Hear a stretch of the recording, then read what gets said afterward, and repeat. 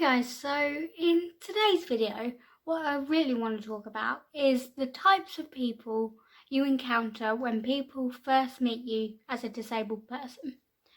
And just as a small disclaimer, this video isn't meant to offend or upset anyone, and it's mainly based on my experiences or the experiences of my friends who also have disabilities. So again, it's just a bit of fun. I like watching those types of people videos, and I thought I'd make one that people with disabilities and maybe cerebral palsy can relate to, because there's not always things that you can relate to if you have a disability, because there is restrictions on what you can and can't do.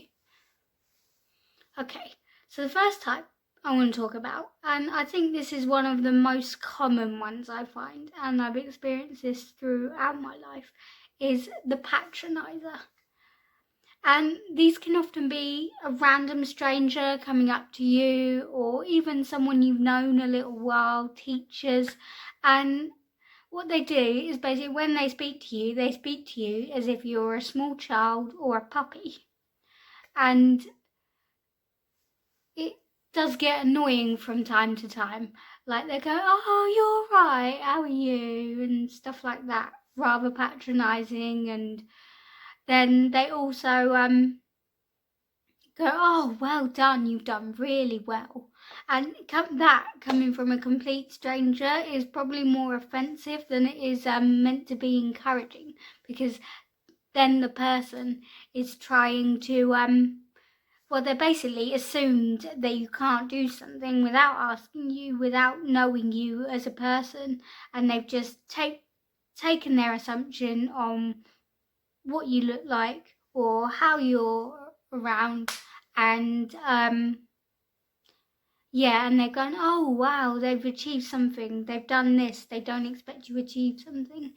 And you can often find these in more public situations as well. So say if you like going to get an award for something, say you're going to go get your degree, they hand you the certificate and they go, "Oh, really well done." And then the person that was either in front or behind you, they don't say it the same way they did to you, which is how you can tell that they are being patronising based on their assumptions. I know it's like human instinct to do this, but I don't think people realise that they do this sometimes. The next type is the type that really annoys me and gets on my nerves and will earn you a death glare from me if you do it in front of me, because I'm not confident enough to shout at you in public. But this is the indirect conversationalist. These people will talk about you as if you weren't there while you're stood right in front of you. They will either directly talk to the person you're with and then ask about you, or they will just completely ignore you out of the conversation and continue to talk about you and ask about you, even if you try to interject into the conversation that you can speak for yourself, that you can do this. They just blatantly talk to the person you're with, whether this is your friends, your parents, a carer, anyone. They will blatantly just talk to them. And I think I realise why they do it, because maybe they're uncomfortable themselves talking to us, and they find it supposedly easier to talk to someone so-called normal. But it is really annoying. It does really sort of makes me want to strangle someone when they do this to me. And people that know me and know that my disability, I wouldn't say they're friends, they're more acquaintances, have done this. For example, my sister's boyfriend's mum, I was just moved into my house here, so I was out with my mum in town looking for like curtains, curtain rails, odd little bits and pieces for the house, little decorations, and we saw my sister's boyfriend's mum in town. She knew of me, she knew that I've been to university, she knew that I've been to college, that I've got on all right.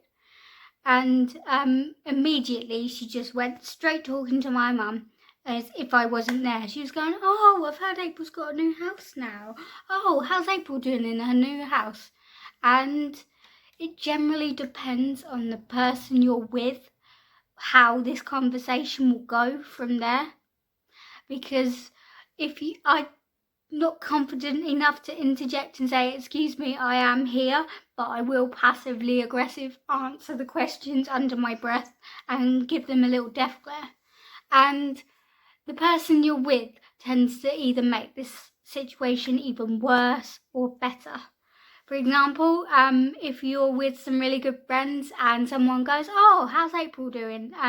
They will go, oh, I don't know, April, how are you doing? And try and bring you into the conversation so they know they're not talking about you with you right in front of them.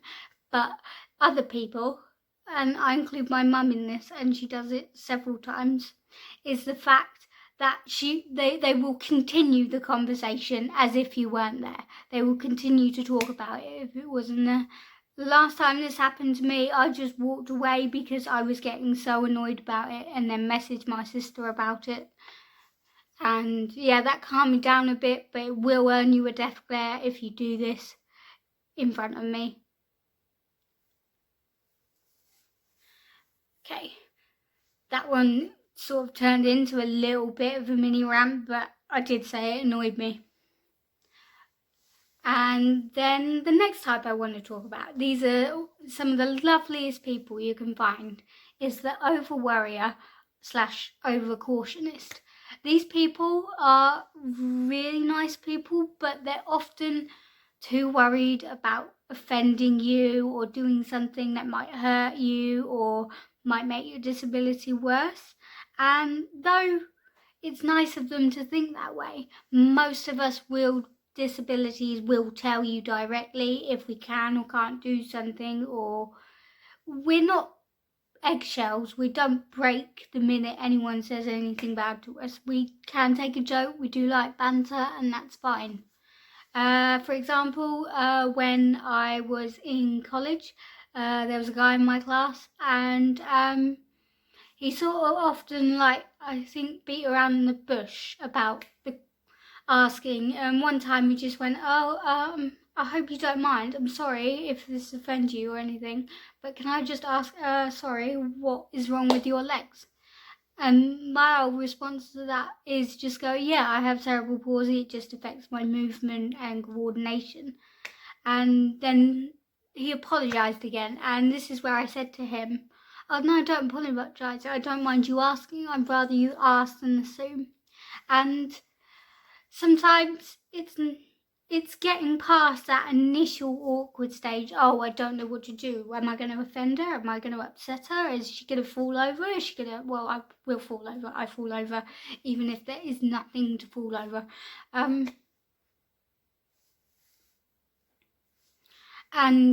Basically,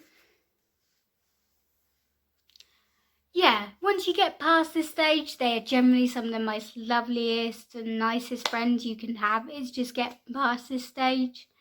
Another thing is people who are working in a sort of a professional sort of capacity. For example, I went to Marwell Zoo with a couple of my friends. I was getting tired, so I didn't want to walk down to the next bit.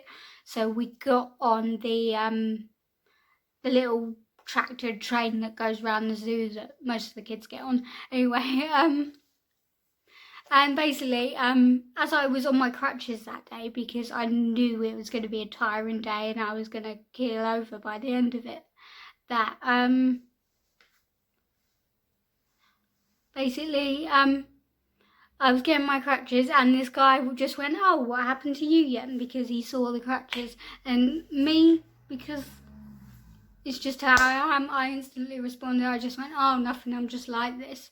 And my two friends who I were with, they laughed because they knew it was me. They knew I wasn't offended by that question. And we got off the train at the next stop and that was all fine. And then towards the end of the day, we got back on the tractor train to go back to the top of the zoo so we could leave. And the guy approached me because he saw me again. And he was like, oh, I'm sorry about earlier. I didn't mean to I didn't want it to seem like rude or anything. I just thought maybe you'd like broken or sprained your ankle or something, not that you had a genuine disability. And it was nice that he came up and apologised. That was fine. But he didn't really need to. I wasn't offended, and yeah, sometimes people are a little bit too politically correct. I mean, don't be rude, but don't treat us like a fluffy cow with cotton wool with an egg in it or something like that. Yeah. Okay, so my next type I want to talk about is what I would call the everyday hero and the everyday heroine, depending on the gender or the non-gender of the person.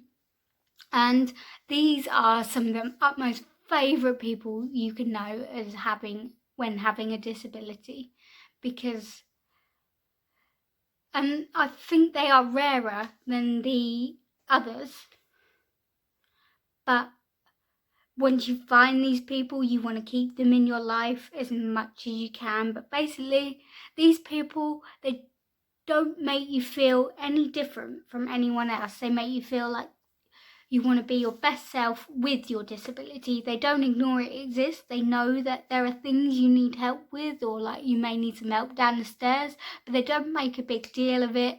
They just say, it's all right, do you want a hand? And then just carry on treating you as a normal person. And these are some of my favourite people. And in my life, it's been rare that I've found these people. But when I have found these people, they are generally the people I want to keep in my life, because they make me feel comfortable to be myself, to be sort of own my own personality and my disability. They make me feel like I am the best person in the world, and that they really know me and see me as the person and not the girl with cerebral palsy, or the girl who's going to fall over down that hill, or the girl that is going to be too slow so you're all going to miss your bus to get home.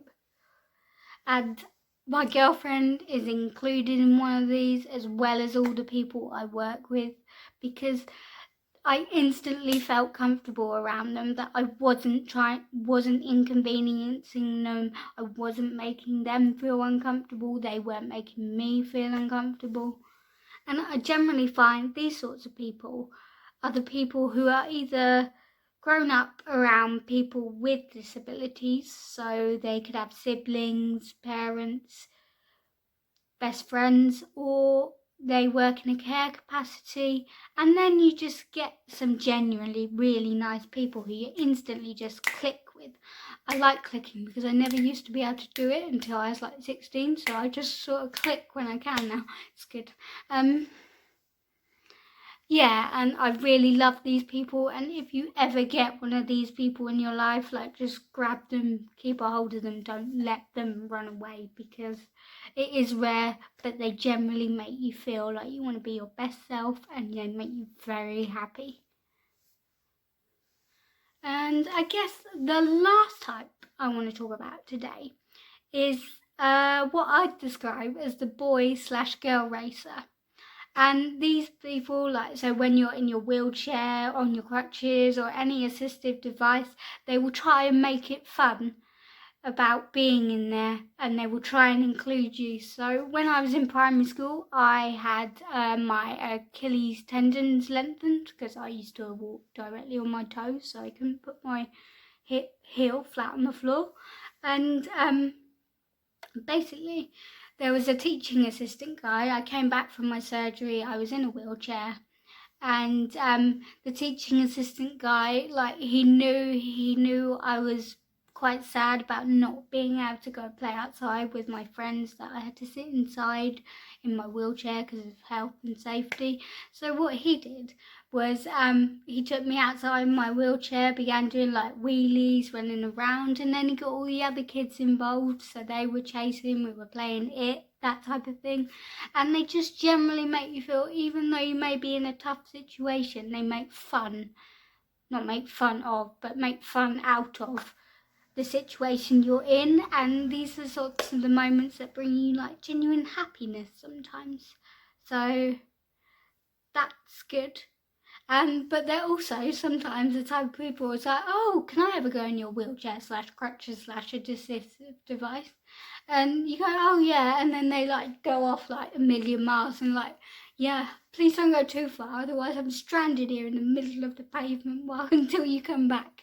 But they are very genuine, lovely people, and I like it when these people come along because they realise that you may be in a tough spot at the moment, you might be in pain, and they do their best to try and distract you from it and make you feel included.